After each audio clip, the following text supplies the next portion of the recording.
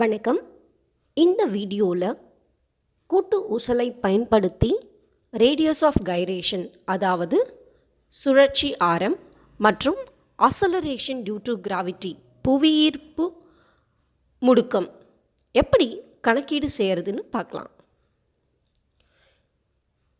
இந்த அட்டவணை பார்த்திங்கன்னா டைம் பீரியட், அதாவது அலைவு நேரம் கண்டுபிடிக்கிறதுக்கான அட்டவணை. இந்த அட்டவணையில் முதல் காலமில் என்ன இருக்குதுன்னு பார்த்தீங்கன்னா, கத்தி முனைகள்லேருந்து இருக்கக்கூடிய தொலைவு, அதாவது அந்த பார் பெண்டுலமில் அந்த கத்தி முனைகளில் எந்த இடத்துல நம்ம அதை தொங்க விடுவோம் அப்படிங்கிற அளவீடு இருக்குது. அது என்னென்னு பார்த்தீங்கன்னா 5, 10, 15, 20, 25 அப்படின்னு சொல்லிட்டு போய்கிட்டே இருக்கும். ஸோ அந்த ஃபஸ்ட்டு 5ன்ற ஒரு தொலைவில் வச்சுட்டு அந்த பார் பெண்டுலத்தை அலைவுகளுக்கு உட்படுத்தி 10 அலைவுகளுக்கான காலத்தை நம்ம நோட் பண்ணுவோம். அதை ட்ரையல் 1 ட்ரையல் 2ன்னு எடுப்போம். ஸோ 5க்கு பார்த்திங்கன்னா ட்ரையல் 1ல் பார்த்திங்கன்னா 16.09 செகண்ட் வந்திருக்கு. ட்ரையல் 2லையும் 16.09 செகண்ட் வந்திருக்கு. ஸோ அதோட சராசரி பார்த்திங்கன்னா ரெண்டுத்தையும் ஆட் பண்ணி 2ஆல் வகுத்தோன்னா நமக்கு கிடைக்கிறது 16.09. இது பார்த்திங்கன்னா 10 அலைவுகளுக்கான நேரம். ஆனால் நமக்கு ஒரு அலைவுகளுக்கு டைம் பீரியட் தேவைப்படுது. ஒரு அலைவுக்கான நேரத்துக்காக 10ஆல் வகுக்கிறோம். 10ஆல் வகுத்தா 1.609 கிடைக்கும். அடுத்த தொலைவு பார்த்திங்கன்னா 10 சென்டிமீட்டர். 10 சென்டிமீட்டருக்கான அலைவுகள் பார்த்திங்கன்னா 15.41 முதல் ட்ரையலுக்கு, இரண்டாவது முறை பண்ணும்போது 15.47 இருக்குது. அதன் சராசரி பார்த்திங்கன்னா 2 ட்ரையல் 1 ட்ரையல் 2ஓட வேல்யூஸை ஆட் பண்ணி மீன் பார்த்திங்கன்னா 15.44. டைம் பீரியடுக்காக 10 ஆசிலேஷன், அதால் 10ஆல் டிவைட் பண்ணுறோம். டிவைட் பண்ணும்போது 1.44. இதே மாதிரி 15, 20, 30, 45 வரைக்கும் என்ன பண்ணுறோம், கால்குலேட் பண்ணியாச்சு. 50ங்கிறது பார்த்திங்கன்னா நடுநிலை புள்ளி. ஸோ அந்த இடத்துல நமக்கு எந்த அலைவுகளும் இருக்காது. அதனால் 50க்கு டேஷ் போடணும். அதாவது பார் பெண்டலத்தில் 5லேருந்து 45 வரைக்கும் ஒரு டைரெக்ஷனில், ஒரு திசையில் எடுத்துகிட்டு வருவோம். அடுத்து 55 எடுக்கணும் போது என்ன பண்ணுவோன்னா, அந்த பெண்டலத்தை என்ன பண்ணுவோம், திருப்ப செய்வோம். இந்த கூட்டு ஊசலை திருப்புவோம். திருப்பின உடனே 45க்கு என்ன ரீடிங் வந்திருக்கோ அதே அளவுக்கான ரீடிங் தான் என்ன பண்ணுன்னா 55க்கும் வரும். 40க்கு என்ன ரீடிங் வந்திருக்கோ அதை ஒத்து தான் பார்த்திங்கன்னா 60ஓட ரீடிங் இருக்கும். 5ஓட ரீடிங் என்ன வந்திருக்கோ அதே அளவு, அதுக்கு சமமான ரீடிங் தான் பார்த்திங்கன்னா 95க்கு வந்திருக்கும். அதாவது தொங்குதான புள்ளியும் அதோட அலைவு புள்ளியும் பார்த்திங்கன்னா பாயிண்ட் ஆஃப் சஸ்பென்ஷனும் பாயிண்ட் ஆஃப் ஆசிலேஷனும் வந்து கூட்டு ஊசலில் மாற்றிக்கிடலாம், எக்ஸ்சேஞ்ச் பண்ணிக்கலாம். அதனால் பார்த்திங்கன்னா இந்த வேல்யூஸ் எல்லாம் ஒரே மாதிரி இருக்கும். இந்த டைம் பீரியடில் பார்த்திங்கன்னா ரெண்டுத்தையும் 55க்கு பார்த்திங்கன்னா 2.47 இருக்குது. அதே 45க்கு பார்த்திங்கன்னா 2.548 இருக்குது. ஸோ ஆல்மோஸ்ட் பார்த்திங்கன்னா சேமாக இருக்கும். ஸோ இதே மாதிரி ஒவ்வொரு தொலைவுக்கும் என்ன பண்ணணும், அலைவு காலம் டைம் பீரியட் டீயை கண்டுபிடிச்சிடுறோம். இந்த எக்ஸ்பெரிமெண்ட்டை பொறுத்த வரைக்கும் எக்ஸ்பெரிமெண்ட்ஸ் செய்கிறது வந்து ரொம்ப ஈஸி. ஆனால் கால்குலேஷன் போடுறது, அதாவது கிராஃப் போடுறது ஸ்டூடெண்ட்ஸ் வந்து ரொம்ப டிஃபிகல்ட்டாக ஃபீல் பண்ணுவாங்க. ஸோ இப்போ வாங்க நம்ம எப்படி இந்த கிராஃபை ப்ளாட் பண்ணுறதுன்னு பார்க்கலாம். இந்த மாதிரி கிராஃப் எடுத்துக்கோங்க. இந்த கிராஃபில் வந்து ஒரு லேண்ட்ஸ்கேப் மாதிரி வச்சுக்கோங்க. லேண்ட்ஸ்கேப் பொசிஷனில் வச்சுக்கோங்க. நெக்ஸ்ட் என்ன பண்ணலாம், எக்ஸ் ஆக்சஸ் ஒய் ஆக்சஸ்னு பிரிச்சுக்கலாம். ஸோ இந்த எக்ஸ் ஆக்சஸில் என்ன எடுத்துருக்கோன்னா, அதாவது அந்த கத்தி முனைகள்லேருந்து அந்த தொங்க விடுறதுக்கான தொலைவு எடுத்துக்கிறோம். Distance of the knife edge from the fixed end, அது பார்த்திங்கன்னா சென்டிமீட்டர்ஸில் இருக்கும், 10⁻⁻2 மீட்டர். ஒய் ஆக்சிஸில் என்ன எடுத்துருக்கிறோன்னா டைம் பீரியட் இன் செகண்ட்ஸ். இதில் பார்த்திங்கன்னா நடுவில் மையத்தில் ஒரு கோடு போட்டிருக்கேன். அது ஏன்னா 50க்கு வந்து நமக்கு எந்த ஒரு அலைவு காலமும் இருக்காது, டைம் பீரியட் இருக்காது. அதாவது மையத்தில் வந்து ஒரு 50க்கு ஒரு கோடு போட்டிருக்கேன். அடுத்து அளவு திட்டம், என்ன ஸ்கேல், அப்படி ப்ராப்பரான ஸ்கேல் எடுக்கணும். எக்ஸ் அச்சில் பார்த்திங்கன்னா 1 சென்டிமீட்டரோடது 5 × 10⁻⁻2 மீட்டர். ஏன்னா நம்ம 5 தான் வந்து அதிகரிச்சுட்டு வரும். ஸோ அதனால் 5 சென்டிமீட்டர் எடுத்துக்கலாம். ஒய் அச்சில் அந்த ஒய் ஆக்சஸ் பார்த்திங்கன்னா 1 சென்டிமீட்டர். நம்ம டைம் பீரியட் டீயை வச்சு பார்க்கும்போது 0.1 செகண்ட்ஸ் அப்படி எடுத்தோன்னா நமக்கு கரெக்டாக இருக்கும். ஸோ அடுத்து என்ன பண்ணிடலாம், அந்த வேல்யூஸ் எல்லாம் போட்டுடலாம். இங்கே பார்த்திங்கன்னா தெரியும், அந்த மைய புள்ளியில், அந்த மைய கோடில் 50 மார்க் பண்ணியிருப்பேன்.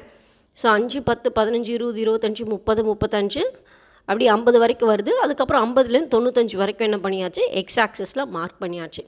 ஒய் ஆக்சஸில் பார்த்தீங்கன்னா அந்த டைம் பீரியடில் டேபிளர் காலமில் டைம் பீரியடில் பார்த்தீங்கன்னா இந்த மினிமம் வேல்யூ எவ்வளோ இருக்கும்னு பார்த்தீங்கன்னா 1.5 இருக்கும். ஸோ அதனால் நம்ம என்ன பண்ணுறோம், ஒரு 1.5லேருந்து ஆரம்பிக்கிறோம். 0.1 என்ன பண்ணுறோம், அதிகரிச்சிட்டு போகிறோம். ஸோ அதனால் 1.5 1.6 1.7 1.8 அப்படின்னு சொல்லிட்டு 2.9 வரைக்கும் என்ன பண்ணியிருக்கோம், மார்க் பண்ணியிருக்கோம். அடுத்து என்ன பண்ணணும்னா 5க்கு என்ன டைம் பீரியட், 10க்கு என்ன டைம் பீரியட், நமக்கு இருக்கிற வேல்யூஸை வச்சு என்ன பண்ணணும்னா கிராஃபை பாயிண்ட் பண்ணிகிட்டே வரணும். இப்படி பாயிண்ட் பண்ணிகிட்டே வந்தீங்கன்னா இந்த மாதிரி புள்ளிகள் நமக்கு கிடைக்கும், ஒரு ஷேப் கிடைக்கும். ஸோ 5க்கு பாருங்கள், 10க்கு 15, அதே மாதிரி 50க்கு எதுவும் பாயிண்ட்டும் இருக்காது. திரும்ப அப்புறம் 55 60 65 அப்படின்னு பார்த்தீங்கன்னா அந்த மாதிரி ப்ளாட் பண்ணிங்கன்னா இந்த மாதிரி வந்து உங்களுக்கு பாயிண்ட்ஸ் கிடைக்கும். அடுத்து என்ன பண்ணணும்னா இந்த பாயிண்ட்ஸ் எல்லாம் வந்துட்டு ஸ்கேல் இல்லாமல் ஒரு ஃப்ரீ ஹேண்டில் என்ன பண்ணணும், ட்ரா பண்ணணும். ஸோ ஃப்ரீ ஹேண்டில் இந்த மாதிரி என்ன பண்ணணும்னா ட்ரா பண்ண 2 கர்வ் கிடைக்கும், அதாவது 2 வளைவுகள் கிடைக்கும். சில புள்ளிகள் வந்து அந்த வளைவுகளில் வராமல் போகலாம், வரலைன்னா பரவாயில்ல விட்டுடலாம்.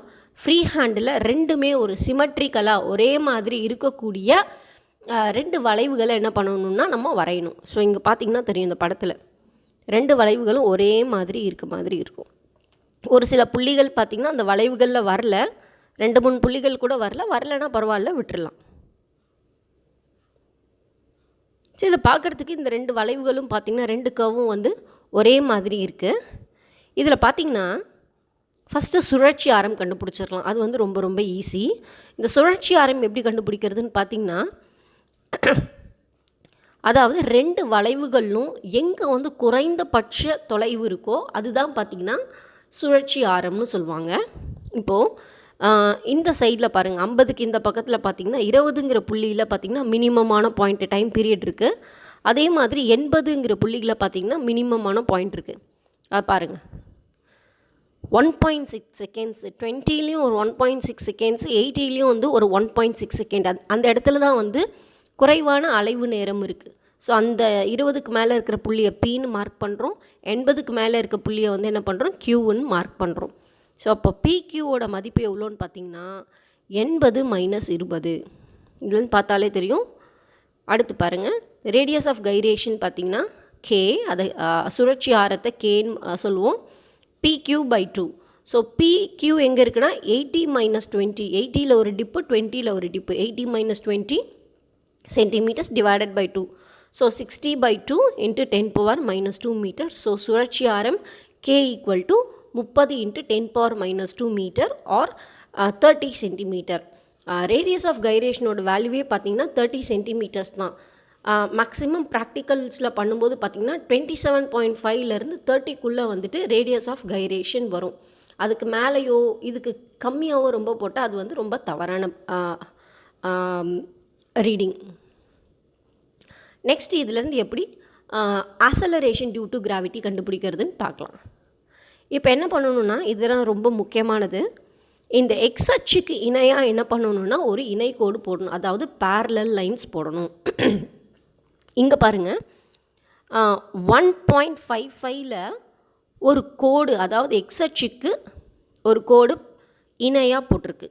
அந்த கோடு பார்த்திங்கன்னா அந்த கர்வில் 4 இடத்துல மீட் பண்ணுது.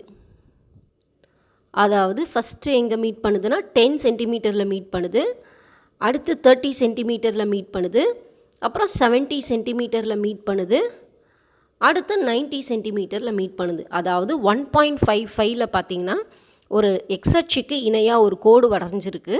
அந்த கோடு வந்து 4 இடத்துல வந்து அதை மீட் பண்ணுது. அது என்னன்னு சொல்லுவோன்னா ஏ 10 கிட்ட மீட் பண்ணியிருக்கிறது ஏ,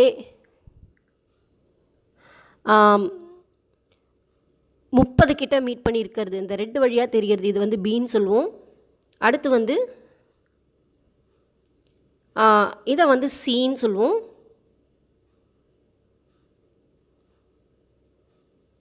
இந்த புள்ளியை வந்து டின்னு சொல்லுவோம், ஏபிசிடி அப்படின்னு சொல்லுவோம். அதே மாதிரி 3 மினிமம் என்ன பண்ணணும், குறைந்தபட்சம் 3 கோடாக வரையணும். அடுத்து 1.6க்கு ஒரு கோடு போட்டிருக்கோம். அதுக்கப்புறம் பார்த்திங்கன்னா 1.65க்கு கோடு போட்டிருக்கோம்.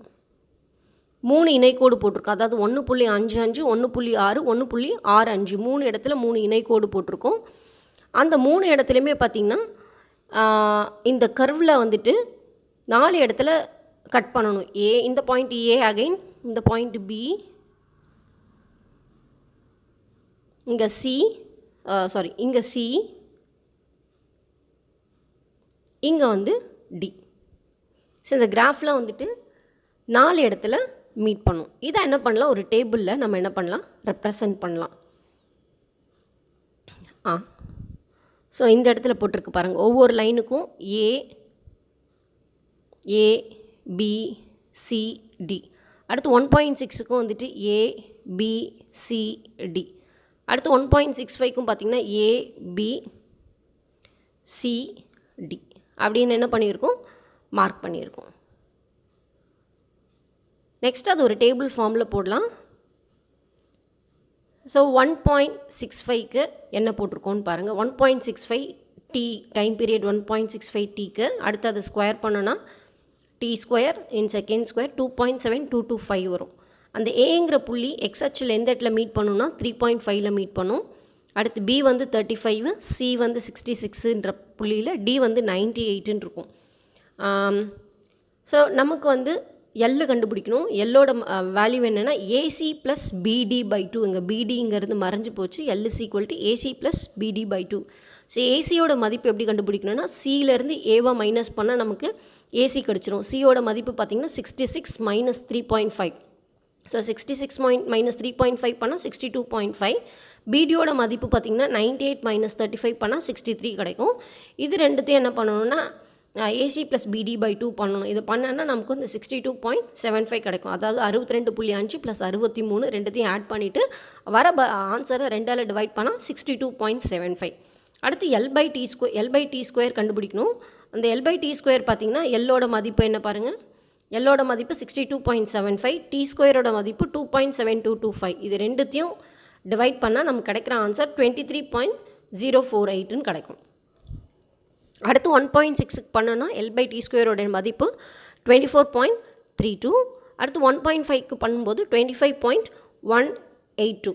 ஸோ இதில் 3 மதிப்பும் அந்த எல் பை டி ஸ்கொயர் பார்த்திங்கன்னா அவ்வளோவா கன்சிஸ்டண்ட்டாக இல்லை. மேபி நீங்கள் போடும்போது உங்களோட கிராஃபில் வந்து இந்த எல் பை டி ஸ்கொயரின் மதிப்பு வந்து கொஞ்சம் கன்சிஸ்டண்ட்டாக வரலாம். இந்த கிராஃப்கே கூட வேறு ஏதாவது பாயிண்ட்ஸ் எடுத்து பார்க்கும்போது இந்த கன்சிஸ்டண்ட்டாக இருக்கலாம். ஆனால் ஆவரேஜ் எடுக்கும்போது இங்கே என்ன வருதுன்னா 24.183 × 10⁻⁻2 மீட்டர் பர் செகண்ட் ஸ்கொயர்னு கிடைக்குது. ஸோ இப்போ எல் பை டி ஸ்கொயர்னு கண்டுபிடிச்சாச்சு. ஜி கண்டுபிடிக்கிறதுக்கான ஃபார்முலா பார்த்திங்கன்னா ரொம்பவே சிம்பிளான ஃபார்முலா தான். G is equal to 4π square L by T square. L by T square இப்போ தான் வந்து கிராஃப்லேருந்து கண்டுபிடிச்சோம். ஸோ எல்லாத்தோட மதிப்பையும் சப்ஸ்டியூட் பண்ணலாம். 4 × 3.14 த ஹோல் ஸ்கொயர். பையோட வேல்யூ ஸ்கொயர் சப்ஸ்டியூட் பண்ணிவிட்டோம். எல் பை டி ஸ்கொயரின் மதிப்பு 24.183 × 10⁻⁻2. ஸோ இது எல்லாத்தையும் மல்டிப்ளை பண்ணும்போது பெருக்கும்போது நமக்கு கிடைக்கிறது 953.73 × 10⁻⁻2. இந்த 10⁻⁻2 உள்ளே கொண்டு வந்தோன்னா நமக்கு வர ஆன்சர் என்ன பார்த்திங்கன்னா 9.537, இல்லை அதை ரவுண்ட் ஆஃப் பண்ணி 9.54 மீட்டர் பர் செகண்ட் ஸ்கொயர்னு கிடைக்கும். நமக்கு எல்லாருக்கும் தெரியும் புவியீர்ப்பு முடுக்கத்தோட மதிப்பு எவ்வளோன்னு பார்த்தீங்கன்னா 9.8 metre per second square. So 9.8க்கு நமக்கு எவ்வளோ கிடச்சிருக்குன்னா 9.54ன்னு கிடச்சிருக்கு. ஆல்மோஸ்ட் க்ளோசர் வேல்யூ தான். சில பேருக்கு 10.5 வரைக்கும் கூட ஆன்சர்ஸ் வர செய்யும். அதுக்கு மேலே போச்சுன்னா ரொம்பவே வந்து அப்ரப்டான answer. So 9.54 is okay. So நம்ம இப்போ நம்மளோட ரிசல்ட்ஸ் எழுதலாம். ஸோ கூட்டு ஊசலை பயன்படுத்தி நம்ம புவியீர்ப்பு முடுக்கம் கண்டறிஞ்சிருக்கோம். அதன் மதிப்பு G equal to 9.54 metre per second square. அடுத்து radius of gyration K equal to 30 × 10⁻⁻2 metre. So இந்த கணக்கீடு வீடியோ வந்து உங்களுக்கு பயனுள்ளதாக இருக்கும்னு நான் நம்புகிறேன்.